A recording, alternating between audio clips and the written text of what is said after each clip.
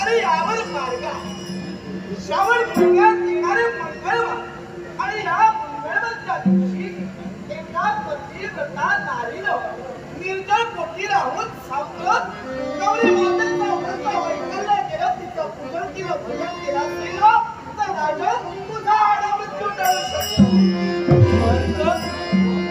हातावर दिला आणि कोपरावर मारला. एखाद्या पतिव्रता स्त्रीला जर काय पूजन केलं असेल, ती पतिव्रता असण्यासाठी कुणाची तरी पत्नी हवी. तिचं पातिव्रत्य तेज मला मिळण्यासाठी ती माझी पत्नी हवी. पण आम्ही तर अविवाहित आहोत, तेव्हा हा तुमचा पर्याय आम्हाला योग्य नाही.